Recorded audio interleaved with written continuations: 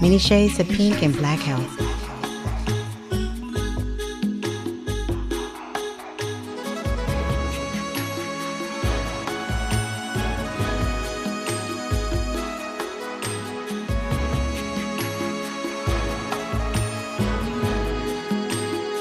Many shades of pink and black health, where good health equals long life. Welcome to the Many Shades of Pink and Black Health radio program on KBOKradio.com, sponsored by Many Shades of Pink. I'm your host, Wendy Sherrill, breast cancer survivor and advocate. And I'm your co-host, Dr. Susanna Fallo, and today we have a special guest. Her name is Alisha Porter-McEachin, life and breast cancer thriver. Our topic today is you can't judge a book by its cover. I certainly don't look like all that I've been through. So Alisha, welcome. Thank you for spending the time with us today to share your story and your journey. Thank you for having me. Yes, just welcome. And we're so glad to have you here. And we're just going to dive right on in and just ask you about yourself and your family. Okay. Again, my name is Alisha, and I am a thriving cancer survivor, and I come from a little small town, Lawton, Oklahoma. However, I'm a native California. I'm a native San Diego. And so were you born here? No. I was just raised here. Okay, so you were born in Lawton, Oklahoma, and you were raised here. Yes, I came here at a very young age. Okay, so I'm practically a native. So San Diego is your home. Yes, it is. Okay, and I love it. Yes, and I have my mother here, and my grandchildren, and also my husband. So I have a really small family that's still here. My mother is the last of the siblings. So. And do you have siblings yourself? You have children? Well, I have children, but my brother just passed away last year. So it was just you and your brother? Yes, that's all it was. Yes. And you don't have a sister? No, unfortunately, no. I thought I seen a sister, one that looked just like you. That's the one I was speaking of earlier. Oh, yes, my sister friend. Yes, well, y'all look alike. Yeah, they do look alike. And then, so how many children do you have? I have, along with marriage, I have 7. Oh, wow. Okay, 7. Okay, yes, 7 and 14 grandchildren. And 14 grandchildren. Yes. And you're married? Yes, been married 23 years to my husband, Edward. All right. Congratulations. And shout out to Edward. Yes. Okay. My biggest cheerleader. Okay. Absolutely. Okay, yes. So anything else you want to tell us about yourself and your family, like far as what field you're in and things of that nature? Right now, I was previously I was a counselor for substance abuse and behavior modification. And I recently retired in 2007 to take care of my granddaughters. So I've been doing that lately. Okay. For the past 11 years. So my eldest just went to college. She went to San Francisco State University. All right. And I have 2 at home right now. My grandson Petey. Oh, okay. And my granddaughter Anaya. Yes. Okay. That's a full-time job. So yes, it is. Doing with your children, and then now you're raising the next generation. Yes. And you know what? I get to today.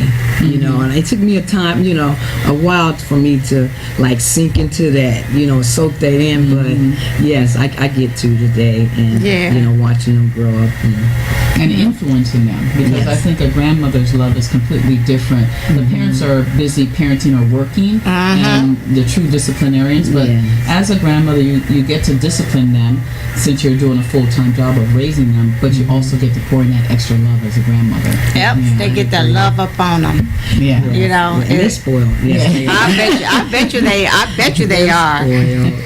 So, what was your health like before your breast cancer diagnosis?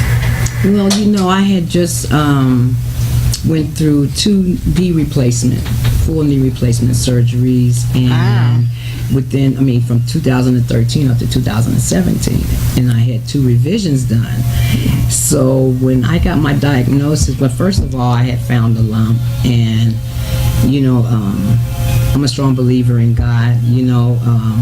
to where, he gave me such peace. So I wasn't too alarmed. However, I went to the doctor and got a diagnosis. So, and biopsy actually, and they found out that I had cancer. So what year was that? I'm sorry. This was this year. This year? Yes, Okay. 2018, May, I believe it was May 7th. So you found the lump yourself Yes. just on a regular exam? Exactly, yes. Had you had a mammogram in the last Yes, year? And they yes. didn't pick it up there? No, they did Okay. not. Okay. No, they did not. And I had spoke with the doctor and shared with her that I was having like some pain. And then when I did the mammogram, they were telling me that they found 2 little cysts, but it wasn't alarming, so it was no big deal. And later on, it's like 2 years, I kept feeling that pain. And to finally, like I say, this year, I noticed the lump protruding. So I could actually see it. Whoa. Yeah, and it hurt. So when was the first time you felt the lump? Because this year you're seeing is protruding. You can actually see it. But when did you actually start feeling It it? was like 2 months prior to having the biopsy done. Okay. But I had felt pain in the prior to that, prior to the past 2 years. So yeah, I was pretty disturbed by it, but I was just ready to just jump on in and get the surgery, get the information that I needed to have the surgery done. So I did that. So when you were diagnosed, first when you were told, how were you told that you had breast cancer? Were you told over the phone? Were you told in person? How did that occur? It was over the phone.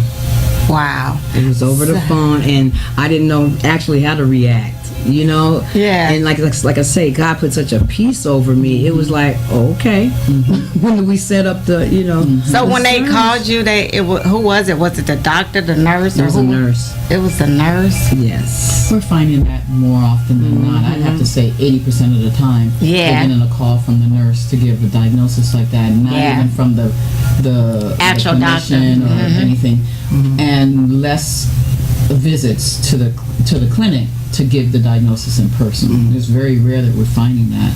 Do you think it would have been more appropriate to have an appointment to say, come on in, we just want to discuss, or even just book an appointment late, say a week after your mammogram as a follow-up to either say whether it's normal or whether it's abnormal? Do you think you would have preferred that method?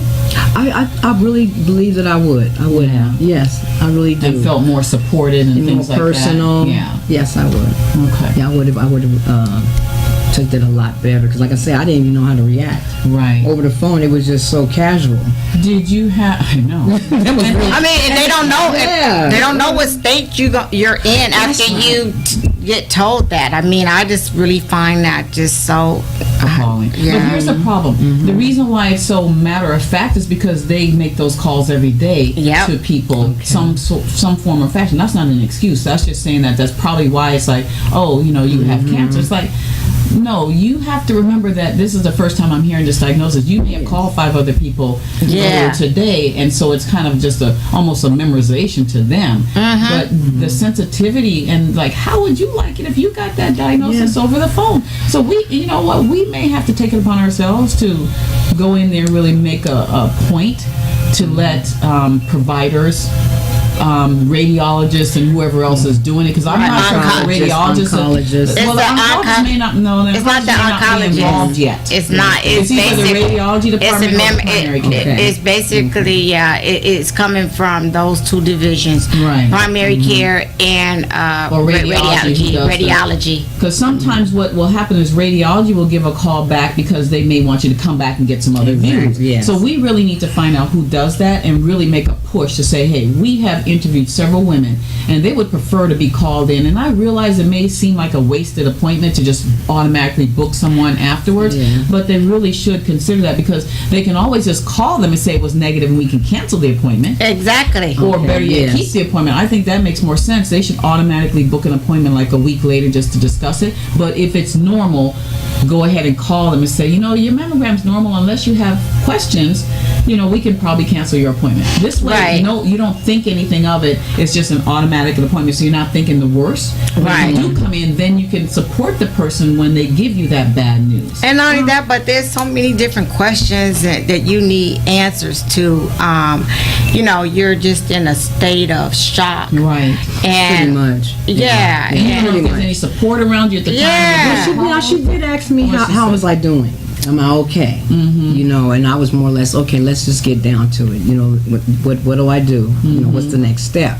But like you say, I did feel uncomfortable with that because it's like like you say, it's over the phone. I would prefer that we would like to make appointments so we can discuss your results. So yeah, Well, I agree with you. I think that we need to go to all the different entities Make a suggestion. and make suggestions to them about how they deliver that news to patients. To the women, yeah. Because it does. I think that it basically have a overall effect on a person, because again, when people are just like they in shock, and it's hard to absorb Right. when you're alone or they don't know where you at. Right. And it could be so overwhelming for you. You could be in your car and you end up having a car accident. And so I just really think that they need to consider that. They really, really should. Right. And normally they do. I'm just saying, anything that is serious, they usually call the patient in and tell them that, in person, so that they can answer all the questions, that, and there's a lot of information that they need to give them, and when they're doing it on the phone, all you heard was that big C, and everything else is just like wah wah wah wah wah wah wah. You don't hear nothing else. So if they're giving you some instructions on anything else that you need to do, it goes straight over your head, and you don't even know what's next. Right. And had not I been strong as I am and had a God of my understanding, I don't think I wouldn't be able to handle it. You know what I mean? So thank God for that. But other than that, yeah, I can just imagine someone else, because I still was puzzled. I'm like, okay, like I say, I didn't know how to react. Yeah. And otherwise, I've had good bedside manners with the doctors, and I was very informative, and I was, I asked a lot of questions, because I couldn't understand why I was doing chemo. After they shared that it's gone, that the cancer has, been removed and everything. So my question was, okay, why am I still getting chemo? Right. And they shared with me, why, the microscopic, Right. So when you first got diagnosed and they told you that information, they called you in. Did they call you in to do some other diagnostic tests, or No, we set up an appointment for me to see the oncologist, and we went from there. Wait, time out. Yeah, time out, yeah. We're missing a step. Yeah. Okay. Did they call you in to do a biopsy? No, I already had done that. You had the biopsy And done that's when I from the got mammogram, and the mammogram. So when they called you after the mammogram, did they say that there was some concerns and they wanted you to come in and do the they biopsy? said it was I had the like I say, from the mammogram I had the biopsy, and then they let me know that I had cancer. So that was on the same day, the mammogram and the biopsy? No. So you had the mammogram first, Yes, then the biopsy. and then the biopsy, and that's when I received a phone call a little bit after. Okay. Yes. And then they set you up the appointment with the oncologist to discuss your options. So, There you go, yes. So then, did you have, for your treatment, did you have surgery first to remove the mass, or did you have chemo to shrink it down? No, I had the surgery first. Okay. And did you have a lumpectomy or mastectomy? A lumpectomy. Okay. No, mastectomy. Excuse me. Okay. Yeah, a So was it mastectomy. large? Did they give you an idea how, Yes, how it large? was like 5 centimeters. Oh, that's huge. That is. Yeah, because she That's was right. going to perform a Yeah. lumpectomy, but however, she just went on and. That's about the size of a small apple. Right. So my thing of it is why would you even consider doing a lumpectomy? That's just totally. So they Well, that was only the oncologist, he gave you options. No. They were the surgeon wanted to do the lumpectomy, but the oncologist was like, no, we need a mass. So I'm like, okay. So the surgeon was like, let me take a look first, because she was trying to save my breast, you know, and come to find it, because it started growing, you know, like I say, pretty rapidly. Right. Yes. In a couple months. From pain to feeling a small lump to now to the point where you could see it. Yes. So I had a question. They did lymph node biopsy too, Yes, right? they did. Were any of those positive? No. Oh, thank God for that. So Yes, it's all no. localized to the one lump. No. Yes. Okay. Yes. So it sounds like they caught it early enough before it started spreading outside of the lump. Yes. Okay. But so that lump was pretty huge. Yes, then. it was. Yeah. And, yeah, it was alarming. It was very alarming. Right. I think what we'll do is before we dive in deep into Yeah. really the process of once you got your surgery and everything that comes after it, I think what we'll do is we're going to take a small break because I really want to be able to get started and go into it without taking that break. Without any interruptions. Yeah, Yeah. absolutely, because we're going to want to know exactly what happened after the surgery and the steps beyond that. Yeah. Okay. So we're going to take a break right now. We'll be right back. I'm a breast cancer survivor. We are honoring our heroes. I'm here today because of Susan G. Coleman's free mammogram. We are pledging to save lives. We're passionate about bringing the services out to the community. We are providing free mammograms. We are providing hope.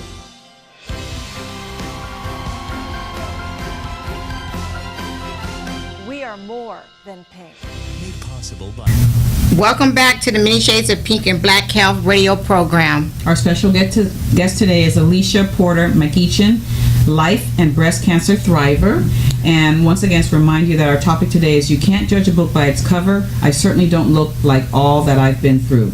So before our break, we were really getting into the journey that you were starting to take with your diagnosis of your breast cancer, the fact that you had just had surgery to a whole mastectomy to remove that breast, and then your oncologist was going to tell you what were the other steps you needed to take to really complete the full treatment so that it would decrease your chances of getting recurrence. So what did your oncologist share with you? I mean, it sounds like your surgeon wanted to do a lumpectomy, but your oncologist said no, remove the whole breast to give you a better fighting chance. Did they right? give you an option? Did they discuss, the treatment plan and give you the option? Did they say, well, it's up to you on far as your treatment, or did you even not have an option?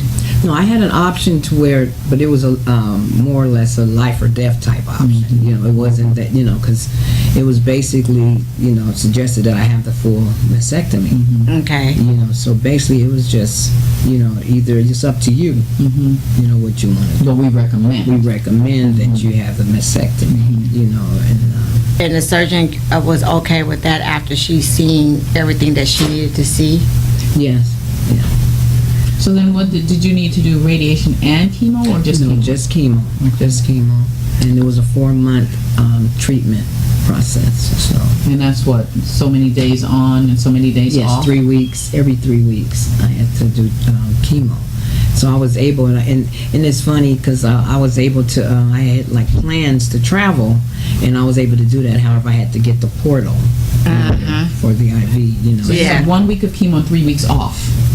No. Yes. 3 weeks on and 1 week off. Which one is it? No. Every 3 weeks. So 3 weeks off, one treatment, 3 Thank weeks you. off, Yes, and then yes. another week of treatment, which is how many days? 5 days of treatment? IV treatment? No, it's just 1 day. 1 day of treatment, 1 day. and then 3 weeks off. Exactly. Because everyone has a different chemo Yes. treatment. Everybody's regimen, chemo regimen is different. I mean, it's just really, it all depends. I mean, on what they, On the stage. the stage, yeah. And And what stage were you? Yeah, by That the was way. the first stage. Yes. Stage So one. stage one? Stage 1. Yes. Okay, but you just happened to have just a large tumor. Yes. Okay. Yes. So was it in situ, as they call it? In Inside situ. ductal? Was it in the ductal? Ductal. Yes, it Okay. was. Ductal. And was Yes, it there, did it have receptor diagnosis, meaning like was an estrogen receptor negative? Estrogen. Positive? Okay. Yes. So you'll be able to get hormonal treatment later? Later, but I couldn't. I had to stop my hormonal treatment that I was receiving from my primary doctor. Oh, that was estrogen. Yes. But once you go through and you shared with us earlier that you finished your final chemo treatment Yes, today. today. So congratulations. Thank you. But it Yes. sounds like after a while they'll want to put you on a hormonal chemo treatment to prevent like 5 years or 10 years. Have your oncologist talked to you about we that? haven't talked about that yet. Okay. No. So maybe they're thinking the chemo by itself is enough at a stage 1, Yes. and maybe that she doesn't need hormonal, That would be there or something like that. Yes, That's no, a- we haven't discussed that. That's the first. Yeah. And she's at UCSD too. Oh, she is? Okay. So is it estrogen and progesterone positive? And HER2, did they give you all the different receptors on did they share that with you at all? No, No? I was basically, they just explained to me there was going to be 2 agents, and I have the Neulasta that I use right after the chemo. But we haven't went into detail as far as, after the Long-term chemo, long-term, treatment. Okay. The however long-term they want to treatment. make sure before, they want to give me a couple months. I have to see my oncologist 3 months Okay. from today to see where I'm at, with the chemo, the after, the post-chemo. Okay. Yeah. Okay. That makes sense. yeah. So did you have, what types of side effects did you get from this particular Oh my gosh. chemo treatment? And everyone's different with So that. much. Yeah. Oh my Yeah. gosh. Just fatigue and just agitated. I had an appetite, and I guess that was due to the estrogen. And but yeah, I had some really uncomfortability. Yeah. With that, and for me it was kind of ugly because I was like lashing out. And because I didn't understand. I really Okay. didn't understand. I was told what to expect. However, it was like, and like I say, being the person that I am, I didn't know how to pull through Right. things, and I had to allow myself to process what I was going through. So were you moody? So Yeah, you were very very moody. moody and just were your bones and everything else Oh hurting? my gosh, especially the first treatment. Yeah. It was so excruciating. I went to the ER. Wow. Yeah, Yeah. you must have been in some pain. Oh, yes, and my Yeah. husband was sharing with me how he's like, I don't see how you do it, and he says, I know when you say that you're hurting, Yeah. you must be hurting, Yeah. and that's how it was. So yeah, the first treatment was very excruciating, Yeah. and emotionally, there was a time when one of my incisions wasn't closed.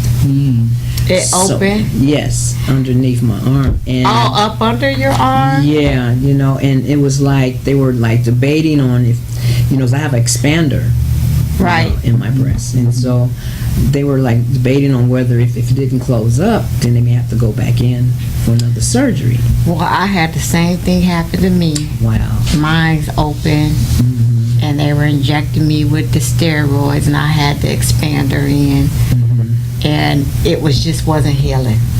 Every time they tape it, it comes back. It just was. I wasn't healing, and they could not understand, why I wasn't healing, and it was.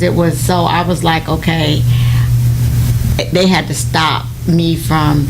I was going like every 2 weeks to for the expanders for them to expand, putting the saline in there, and they had to stop that whole process. So it's painful when it keeps on opening up. They'll keep on, Trying to close the wound area. It was just weird how that happened. Well, with me, it was more to where I had to.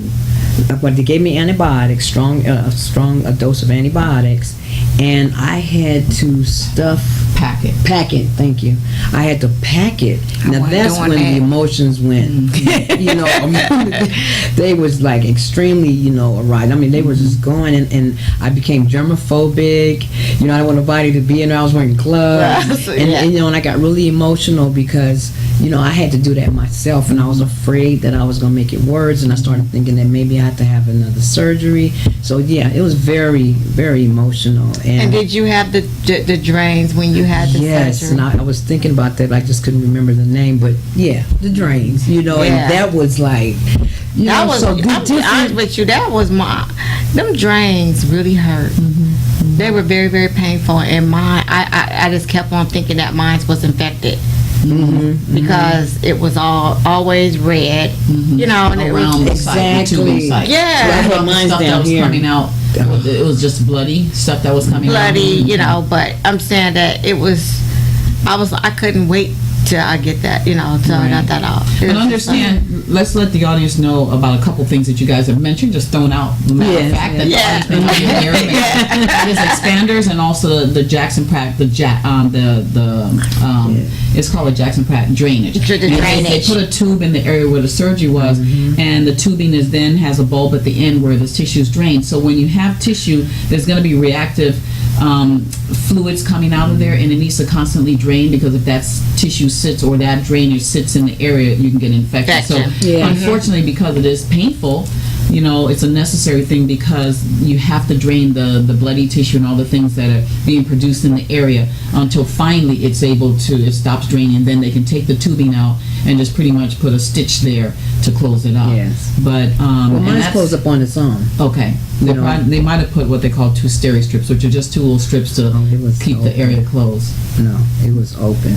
Yeah, so Wide open, it had to close on its own. Oh, so did you pack that? Because that's what I had to pack. So that wasn't open. So I thought your wound was open. Oh, no, it was on. But see, say the end of it. Yeah, but it was a hole. But is that where the drain was, or is that where the surgery site? It was right There's 2 different things. So was that where the drain was that you? No, it was. It was the wound. Yeah. So the wound was open. You had to pack that. But once they took the drain tube out, did you have to pack that too? Yeah. No, I had to. This healed on its own. The site where the tubing was. Both. Yes. That healed on its own, but what I'm getting at is that my because I had lost a lot of tissue, as far as around the the area, where you had the surgery and stuff. Yes, and I lost a lot of tissue, and that was open. But then over here at the end of it, okay, that's where the hole was. That's why I had to pack it. Right. But they didn't stitch it up. No, they can't. And let me explain that to the audience.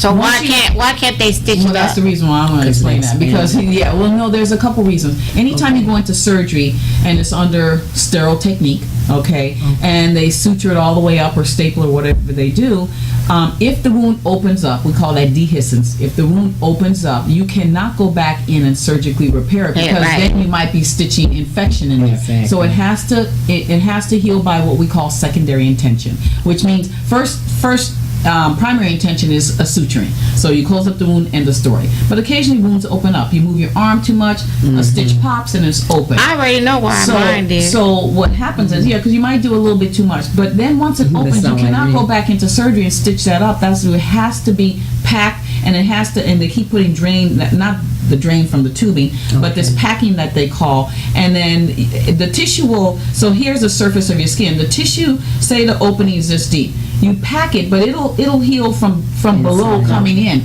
So eventually you won't have to put so much packing in there. It will close up from below coming up to the surface. Yeah. But it takes a while. It takes weeks, sometimes months, depending on how large the opening of that wound is. That's secondary intention. You cannot go back in surgically and close that up. That would be malpractice. Because there may be, now the wound's open. It's no longer sterile. You go back in there, you close it up, and now you have an infection in there. Right. So it has to be cleaned and packed. So that's what you were packing. But then there's another tube, a site where the tube is. When they take that tubing out, there's a tiny hole there, but usually they just put a piece of tape on it or something. It closes up on its own. Well,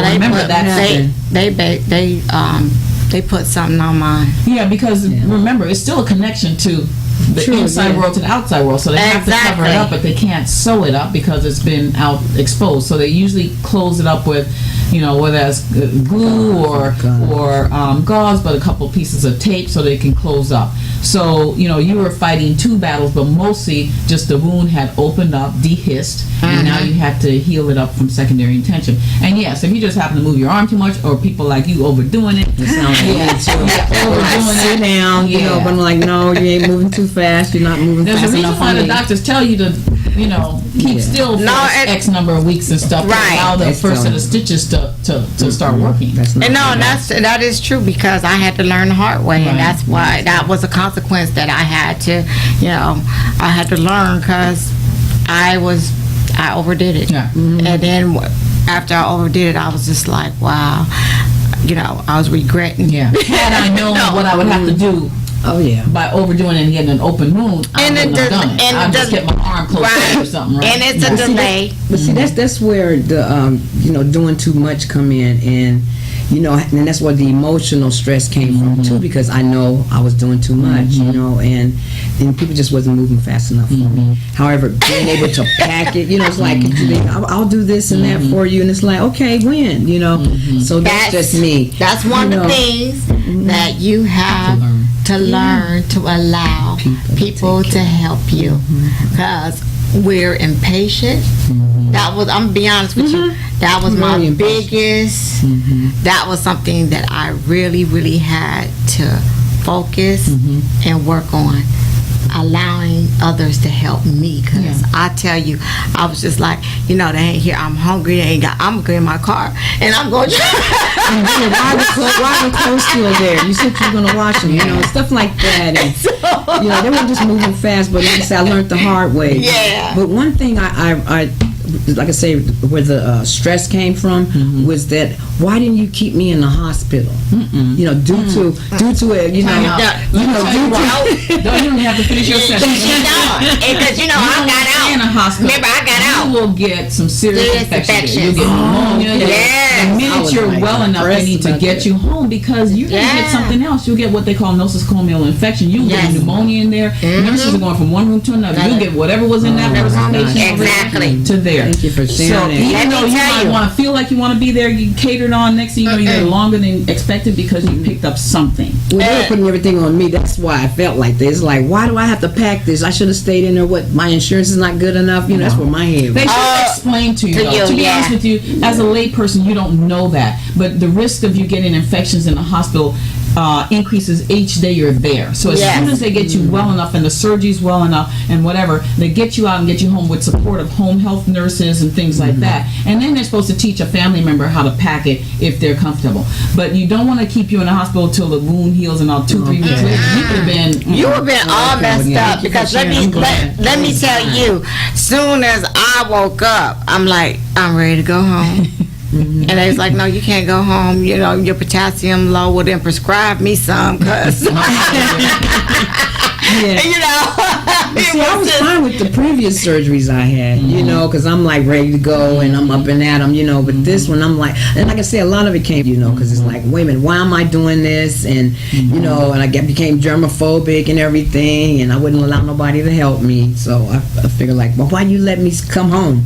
Why you didn't allow me to stay? What, my insurance wasn't good enough? That almost sounds like the anger and frustration of actually having the diagnosis of cancer. Now is your opportunity to kind of let it out. Because you took it in well. Okay, God gave you that peace, but there's a time when you're like angry. It's like, you're not thinking why it's me, but now you're starting to lash out at everybody and being impatient and stuff. And I always say it's not the chemo, but it really is a frustration of having to go through the process and the journey and the painful journey. And now, of course, we lash out to the people that are closest to it, that we love, but they're the safest thing. You're not going to go out to a stranger and start barking at them. No, you're not. In your surroundings. But unfortunately, there probably could have been a little bit more explanation along the way as to why you needed to go home and why you need to have it packed, because your wound opened up and we cannot surgically repair it now. This is what we have to do to heal it. And then you should have allowed your husband to put his gloves on and pack your thing. That's where your independence, you need to let go of some things.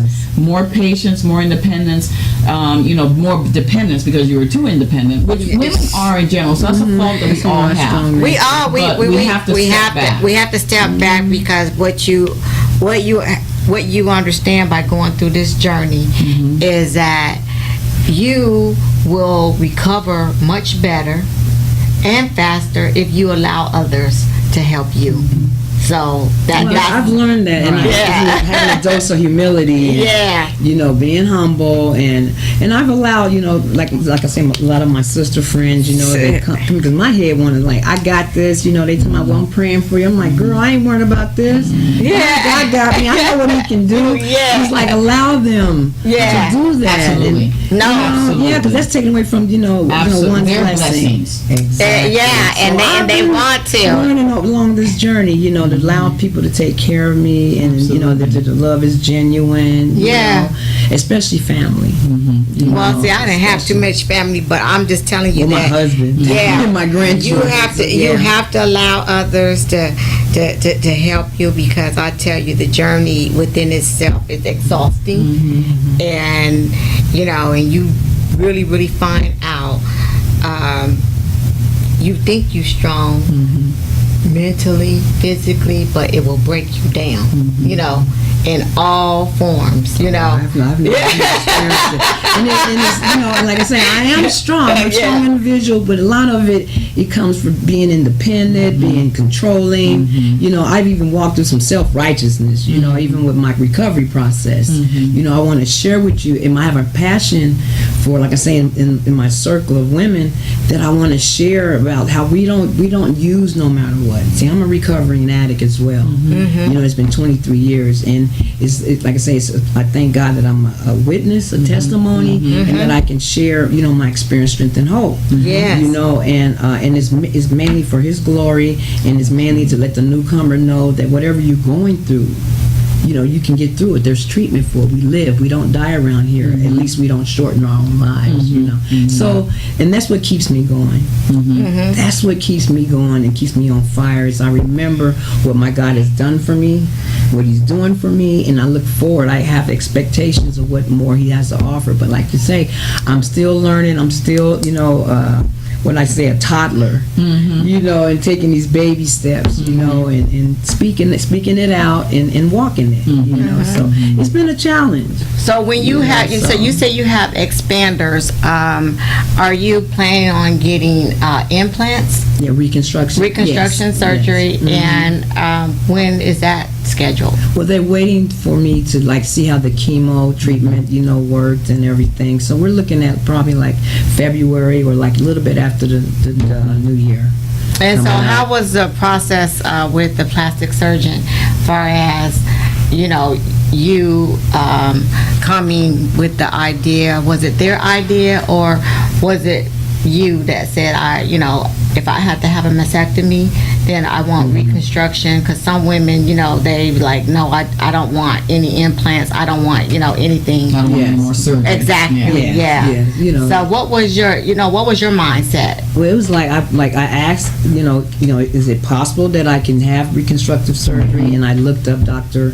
Watson and Wallace, excuse me. It's Wallace, yeah. Yes, I apologize. Dr. Wallace. And I did some research, and I heard that she's a really good surgeon. And she was real, you know, adamant about, like, you know, don't worry about it. I got you. Just heal. You know, so I look forward to her doing the surgery. And then I also was told by my oncologist that, you know, it may take a few surgeries. You know, what would take a few surgeries? The implant, you know, the expanding and of both breasts. You know, I get the lift because I only have one. I had one mastectomy. Right. So they're saying that it may take a couple of surgeries to do that. I don't think it'll take a couple of surgeries, but it's going to take some weeks and months for the expander, because every time you go to the plastic surgeon, they'll put the saline into, you know, the expander so that it can expand your skin. They have to stretch your skin. And one thing I have to say about African American women, we really have some really good skin, and it's like, it's hard for it to, it's hard to stretch it. I mean, let me just tell you, I'd rather have the full mastectomy than to have my breast expanded. And I was like, well, you're going to have to just find some little ones to put in there. Because don't stretch it anymore. I'm telling you, it really, that's painful. I'm just going to be honest. Well, I'm not trying to be looking like, what's her name? Dolly Parton. It ain't that serious. You know? You know what I mean? You know, so to speak. But it's just that, like, you know, and it's that vanity, you know, and... Well, you just want to feel like a woman where you can still feel whole. So well, there's nothing wrong with it's that. Nothing wrong with that. You know, when you have a body part taken from you, it is mental. It's really mental. So having to look at yourself in the mirror, you know, that's mental. You know, and it's not a good look. I don't like to look at my scars, even though I do have the implants. I still don't like to look at my scars, you know. I'm just like, okay, whenever I've never been into tattoos. I finally got my tattoo, but now I'm thinking, well, I'm gonna have to cover this ugly mug up. You have a scar. Okay. Yeah, the scarring. Yeah, because the scarring. Yes. it's like I scar. I mean, I really Me too. scar. Anything is going to lead. It's just it's crazy. And I told them my skin is so sensitive. They still put the tape on there. They still put everything on there that I told them not to. I said that tape is gonna burn me. Okay, yeah. That tape even burnt me. I mean, so everybody's skin is different. But one thing I can say about our African American skin, we have really good skin. Durable skin. That durable skin. I mean, when I say it was tough, Yeah, we it's tough to like expand To stretch it, yeah. to stretch it. Unless you have a lot of elasticity in Yeah. the skin too. And But overall, yeah, I agree. yeah, well, see, I'm coming from a woman that was real, so I was very small. Very, very small, and they wanted to try to put me in a B, a C. See. And I was like, I ain't gonna make it. Yeah, I was a C.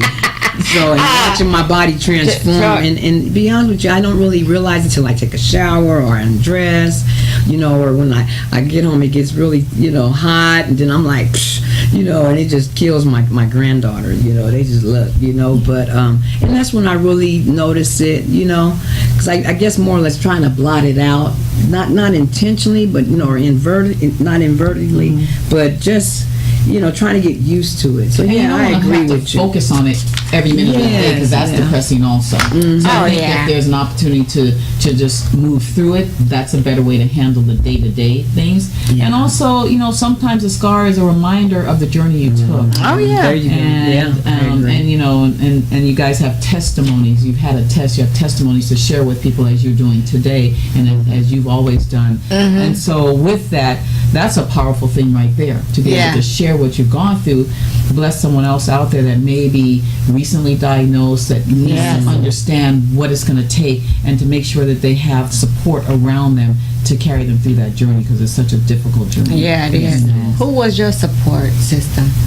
Basically, my sisters in my circle, and my husband. Oh my gosh, my husband! Like I say, he's my biggest cheerleader. Yeah. That's good. And he's always, affirming me, and and just letting me know that it's going to be all right. You're strong. We've been through a lot. Just Absolutely. constantly encouraging me. And yeah, I thank God for him. Yeah, That's a blessing. He was there thank at the breast cancer awareness luncheon. Yeah. He was there, and I was. He also done the walk with me. Both Oh, that's walks. fabulous. So Yes, he's been supportive Yeah, by your side. well, see, every that's step of the way. we love to see that. So he get a double shout out. That's right. And we love to see. That's Yeah. right. I love you. The reason why we Grateful. praise the men that stayed within the storm of a woman's journey of breast cancer, because in the community, me being out in the community, I have learned that so many men walk away from their spouses or, their girlfriends. They do not stay within that storm to help a woman while she's going through her breast cancer journey. And that's one of the things that it tugs at my heart when you have a woman that has been diagnosed with breast cancer and you walk away while she needs you the most, so it's like it's a double whammy for her. Not only do she has to go through the breast cancer, but then she has to go through the hurt and pain of her spouse or her loved one that then walked away. And that was what happened with your best friend. Yes. Who you lost. Her Yeah. husband walked away, and she had 2 young boys, I believe, or 2 Yeah, kids. he was there, but he wasn't mentally or physically Okay. there. Well, He had might as them well checked know out. that. We had to do everything, for her. But so I commend those men, because I remember, I'm just saying that when I was single and I was dating, and I had just met Ernie, but I was dating like 2 other guys, and they had called me and told them I had breast cancer. I ain't never heard. Wow. I didn't hear back from them. Wow. Yeah. Sign up for all this. Right. Wait a minute. That's my 3rd date or something. Right. Yeah. Wow. So, I was just like, well, what, God meant for you to walk. I mean, for me. To depend on him. Well, actually, he was the man that was supposed to stay the course, Yeah, the So, season. right. Because I just distinctly remember, like,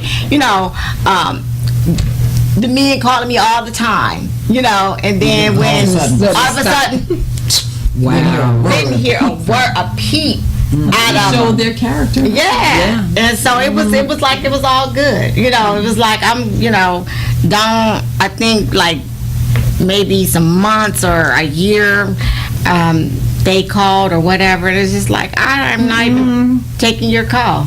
Absolutely. Where were you when I needed you? So Yeah. shout out to Ernie for hanging in there. Oh yeah. As a new person that was on the, Yeah, I mean, I'm just saying for someone to just meet me and hang in there. and hang in there with me.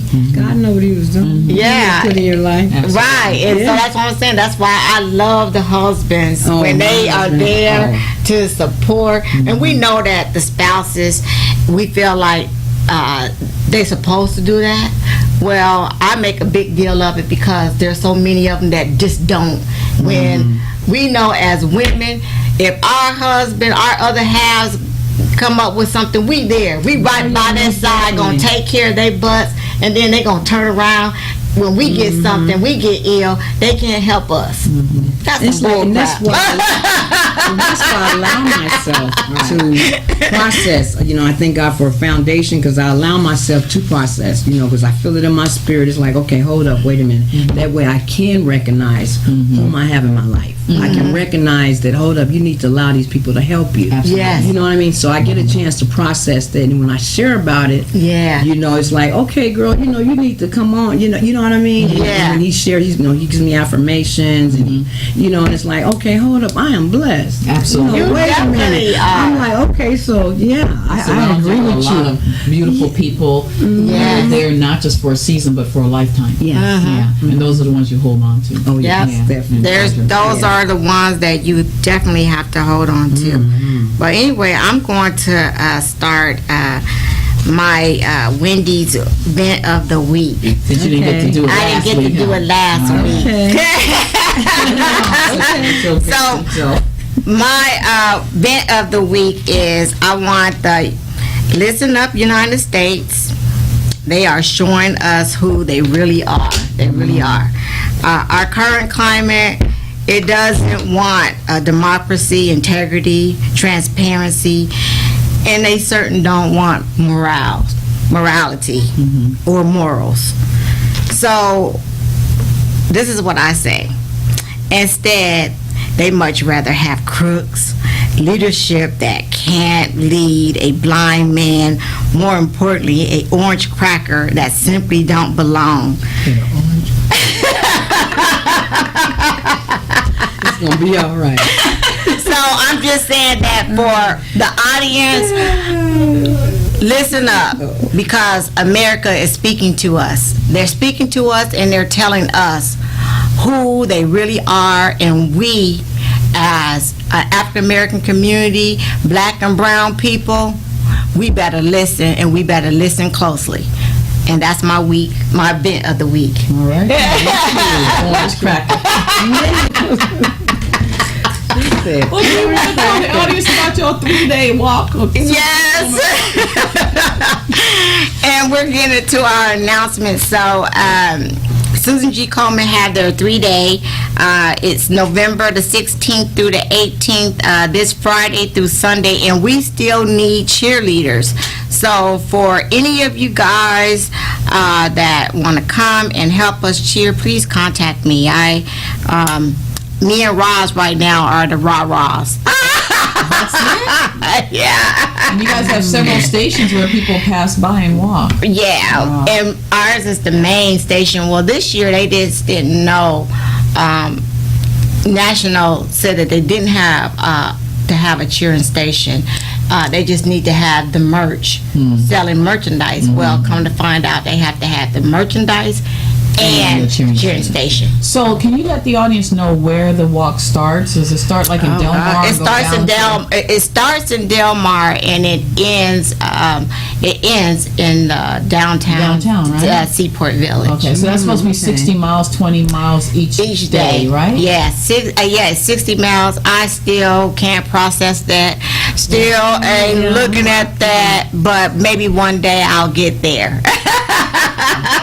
Didn't Lorraine do it last year? Lorraine doing it this year. Okay, good. She been doing it. This is her, I think, her fourth year. Okay. Yep. Mm-hmm. You Yeah. have to be there to cheer her on. Yeah. Well, I did that last year, and this year we'll see her. Right. Right. Well, that's good. Do you know anyone else that's doing the walk for 3 days? Yeah, Lizzie is doing the 3 day. Okay. Well, I know all of Lorraine's people. Okay. But you know that San Diego's walk, people we met in D.C. Oh, they're coming to do the walk? I was like, hey, they look familiar, and I was like, I met you in D.C. and they was like, yeah. They come to our 3 day walk, so we got people coming from all over because you know that San Diego is just like a really popular place, and the other cities, a lot of cities have shut down their 3 day. Okay. So it's just a 3 day? Yeah. It's a 3 day walk. three day Like walk. there's no 5K in there anymore? Well, you did just the 5K last the year, 5K. so you did. Yeah, maybe they have that in there too. Oh well, yeah, they do. So you could just do the 1 day, which that Okay. is the 20 mile, and you don't have to do the 3 More than day. a 5K. So No, but I wanted to keep going. You Once wanted I to get started, I just want to just keep going. Okay, but folks okay. was lagging behind, and I'm like, all right, I can sis. walk and move. That's right. And our other announcement for this week is, of course, our monthly community outreach event. Our last event was last week, Saturday. I have to admit that we probably won't do another Saturday because there was nobody out there. That was our I don't know first where, one. I know, but I don't know where the people were. They may be at their grandkids' baseball games or whatever, but they weren't there. But our last event is going to be December 5th. It's going to be at ECC over at the Educational Cultural Complex on 4343 Ocean View Boulevard, and that's just south of Imperial. And we're going to join with San Diego Continuing Education. They're going to have a big farmers market. We're going to have all the vendors over there. So we're moving our complete community outreach event over to their facility. Yes. So it'll be twice as big. And also there's some dignitaries there. I believe the mayor and councilwoman and someone's going to be there. So the 12 to 3 is the main program, but we're going to be there from 10 to 5. Right. Providing services. So all the free services that are normally at the big lots, we're going to have it there at the ECC, and we'll give you more information on that. And That's Wednesday, the first Wednesday, December 5th. Yeah, and also we'll be doing providing the free screening mammograms at this particular event. So come on out if you haven't had your mammogram this year. Come on out and visit us and take advantage of these free monthly services that we provide every single month. Absolutely. So it looks like we're getting down to the end of our show. Alicia, is there anything that you would like to provide our audience? Any recommendation on a woman that's out there that may just got a breast cancer diagnosis? Is there anything that you can recommend or advice that you would like to give her? Well, I would like to, share that, educate yourself, reach out, get a mammogram, be more aware, ask questions, and just, know that, we survive. We thrive, we continue to, our journey with hope, and my heart goes out to anyone, any beautiful woman that's experiencing,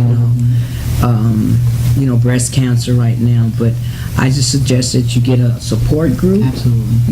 And share what's going on with you.